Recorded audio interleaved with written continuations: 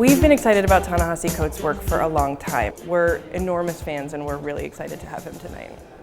I feel like it's a real honor to have him here. I mean, Greenlight Bookstore tries to be a space to have conversations, to have difficult conversations, to have vitally important conversations.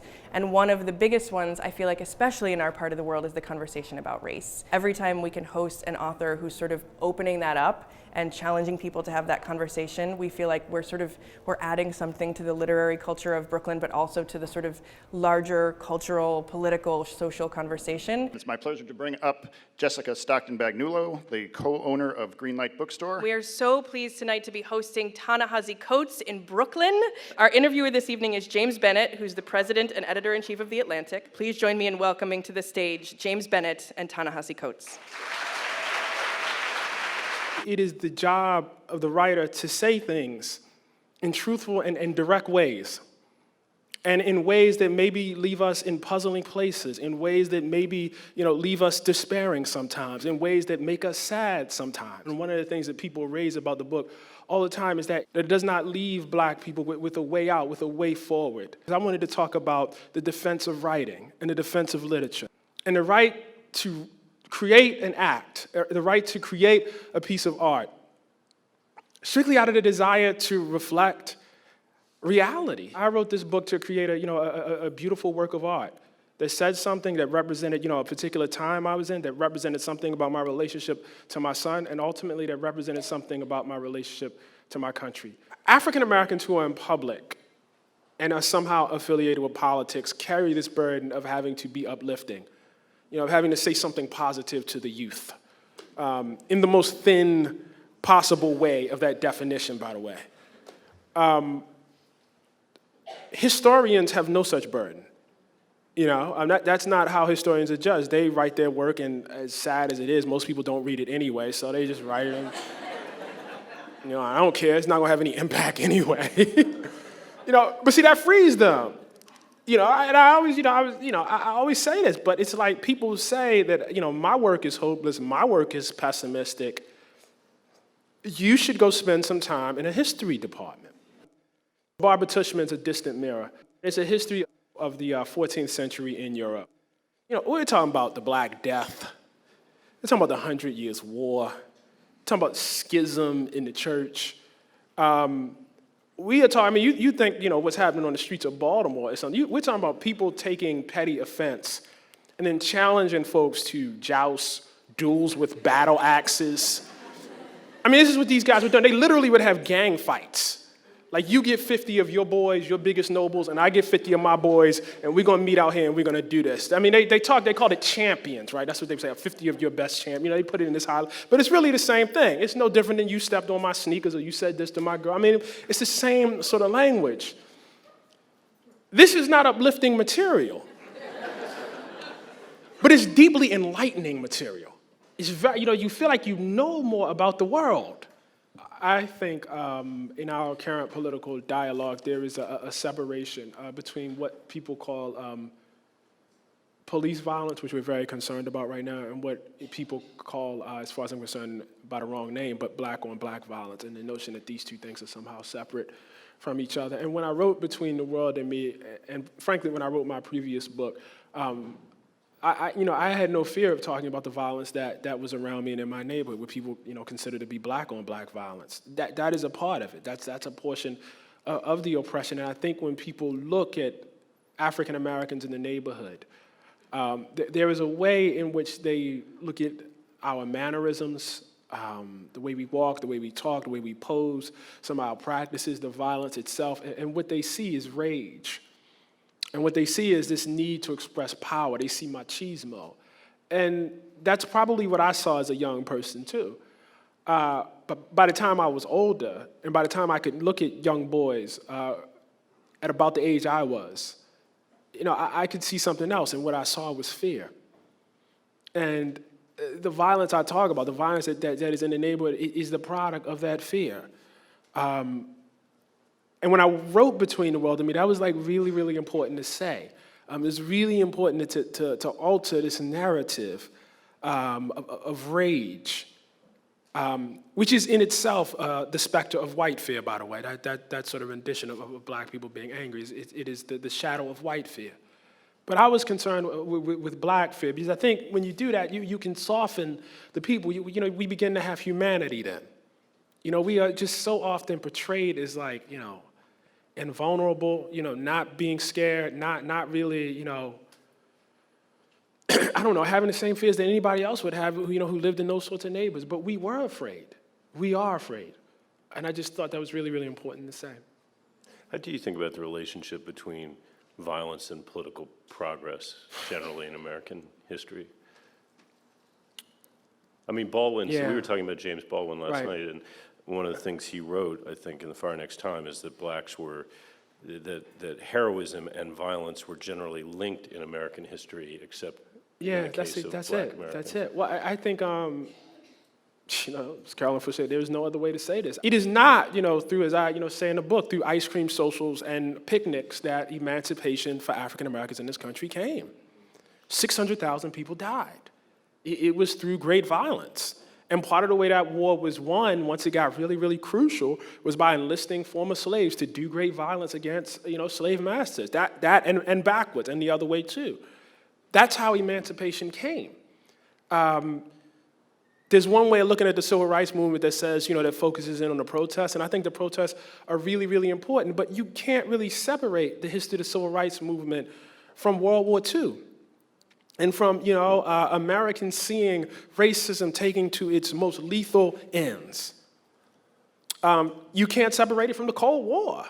You can't separate the Freedom Rides from Bobby Kennedy, watching the Freedom Rides and saying, we're out here talking about democracy. This embarrasses us. This has to get dealt with. And the folks during the civil rights movement, knew that. There's a common myth that, for instance, the riots that happened in the 1960s resulted in nothing. And we know very much that Lyndon Johnson, when he passes the Housing Act, he talks about the riots. There is political action that results from that sort of thing. That doesn't make rioting a good thing. Do you see areas where we have managed to escape or overcome our Yes, history? I mean, obviously 50 years ago we could not have had an African-American president. I think what that means is we are prepared to have a society. We're individual African Americans through some mix of hard work, talent, and a lot of luck, achieve great things. I think we're okay with that right now. That is our progress. We obviously don't have enslavement anymore. That's gone. But I mean, this goes back to your earlier question. When you think about how did we get there, I see people being killed. And so it is like, even like whatever, sort of progress, the shadow of that is great violence. And what does that mean about our fate? I mean, what does that mean about societies in general? Forget just America. What does that mean about human societies, period? I found a quote by you that says, but race is the child of racism, not the father. Mm-hmm. It's actually from the book. Mm-hmm. Can you please elaborate more on that? Because I tried to give it my own meaning, but I couldn't. Americans generally believe that the problem in terms of racism in this country is that you have a few or several different disparate groups who do not get along. And one of those groups has more power than the other. And that if we could just get the groups to get along, everything will be okay. This is the theory of race. And it's a benevolent theory of race. This is how we talk about it. It's in our vocabulary, racial relations, for instance, as though there's a race here, and if we can improve relations between them, everything will be okay. Racial discrimination. There's a race of people over here, and if we could just stop doing certain things to that specific race of people, everything will be okay. And so the racism comes after. Okay, the race exists, and you're doing something to a race of people, and that act is racism. But the race itself already exists. It's a real thing. It's a demonstrable thing. It's an obvious thing. That is built on the notion that black people themselves are a race of people that come out of Africa, and white people themselves are a race of people that come out of Europe, and Asian Americans are a race of people that come out of Asia. And Native Americans are a race of people that, have lived here, for a long time, let's say. Hispanics and Latinos are a race of people that somehow originated, I don't know, in the past 50 years or so. I don't, almost, it just happened. It just became a race. We got a race now. There's another race. How can we respond, how do you, to gentrification? By advocating for reparations. Gentrification is just a funny word to say black people have less wealth than white people. Neighborhoods change all the time in their makeup and their ethnic makeup. The problem is black people don't really have the same level of self-determination to decide whether they want to stay and whether they want to leave. And the reason why they don't is because, and this is just, the clearest example I can offer.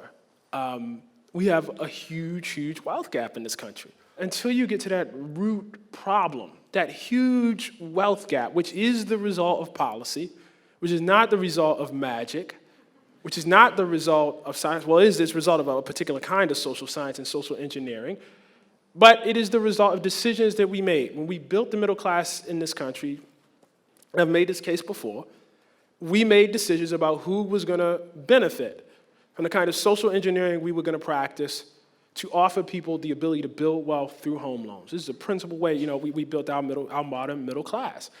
And we decided black people weren't a part of that. And not only that individual black people were not gonna be a part of that, but whole blocks where black people moved would not be a part of that. How would Harlem look if we hadn't have done that? How would Fort Greene look if we hadn't have done that? How would Bed-Stuy look if we hadn't have done that? What would this city look like if African Americans had the same access to the social safety net when we made all those great reforms in the 40s and in the late 30s? What would be the difference then? Gentrification is not so much lamentable as it is predictable. It is what will happen, period. Some folks will have more choice about where they want to live than others, because that was our policy for so long in the 20th century, to limit the ability of black people to have the sort of decisions that other folks in this country do. You wrote in your book that the firefighters who died at the Twin Towers were not human to you. Do you still feel that way? No. I mean, the book is, reflective of how I felt at the time. And that part of the book comes after my friend Prince Jones has been killed. So Prince was killed September of 2000. My son was born in August. And that's, just a huge thing that the book turns on. My friend was killed by a police officer. Police officer wasn't prosecuted, wasn't fired, nothing happened. It's just like, whatever. He was mistaken for some other suspected criminal who charges were never even brought against. He was followed from the suburbs of Maryland into Washington, D.C., out into Virginia, and he was shot mere yards from his fiance's house. His mother, Mabel Jones, as I detail in the book, had worked herself up from grinding poverty, was the child of sharecroppers, gone off to college, served in the Navy, went to med school, become a radiologist, had done everything that you were supposed to do in America to improve yourself. And a child was just shot down. They did nothing, nothing came of it. And so when 9/11 happened, I saw all of that great pageantry, for the police, for the firefighters, and even the victims, to be frank with you. I just felt cold. I had nothing for anyone. I had nothing for any victims at all. I couldn't see them as human, as I say in the book. Because what made their deaths any more worthy of commemoration than the death of Prince Jones? I couldn't understand it. Surely they were victims of terrorism, but my friend was a victim of a kind of terrorism that is as old as this country. And there was nothing for him. I think we'll leave it there. Ta-Nehisi Coates, thank you very much. Thank you, guys. Thank you. Thank you. And I thought it was great.